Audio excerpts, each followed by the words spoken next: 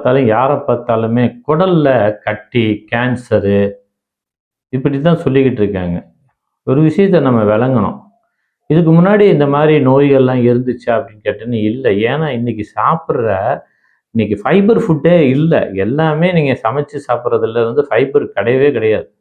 அதுவும் வறுத்தது, பொரிச்சது இந்த மாதிரி இந்த தலைமுறை சாப்பிடும்போது உங்கள் குடல்ல இறுக்கம் அதிகமாகுது, கெட்டித்தன்மை அதிகமாகும் போது அங்கே அது எப்படி உங்களுக்கு அந்த மலச்சிக்கல் பிரச்சனை, குடல்ல வந்து அந்த கழிவுலாம் தேங்கி தேங்கி குப்பையை விட மோசமாக வச்சிருக்கிறேன். கடைசியாக நம்ம சாப்பிட்ற உணவு கடைசியாக குப்பையாக மாறி குடல்லேருந்து வெளியேறது, மலை வழியாக வெளியேறுது.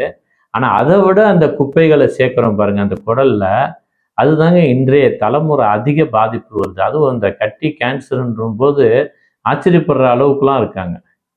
போய் அந்த கட்டியை அடைச்சிக்கிச்சு, மோஷன் வரல, எரிச்சல் அதிகமாக இருக்கு. சாதாரணமாக உங்கள் குடல்ல ஒரு பிரச்சனை இருக்குன்னா ஃபஸ்ட்டு மலச்சிக்கல் அதை ஒழுங்குபடுத்துங்க நார்ச்சத்துள்ள பழங்களை சாப்பிட்டு. அடுத்து உங்களுக்கு மலம் போன பிறகு ஒரு 20-30 நிமிஷத்துக்கு பிறகு எரிச்சல் அதிகமாக இருக்குன்னா ஏதோ ஒரு தொந்தரவு உங்கள் குடல்ல உருவாக போகுதுன்னு முடிவு பண்ணிக்கிங்க. அதுக்கப்புறம் உங்களுக்கு அடிவயிறில் எப்பயுமே வலிச்சுக்கிட்டே இருக்குன்னா ஏதோ ஒரு தொந்தரவு வந்துருச்சுன்னு முடிவு பண்ணுங்க. ஸோ இதெல்லாம் வர்றதுக்கு முன்னாடி நம்ம தற்காத்துக்கிறதுக்கு எளிமையான வாழ்வியலும் உணவு பழக்கங்களை கடைபிடிச்சாவே பெருசாலாம் பாதிக்காதுங்க. எப்பயுமே நம்ம வாழ்க்கையில் நார்ச்சத்துள்ள உணவுகளை எடுக்கணும்னு முடிவு பண்ணுங்க.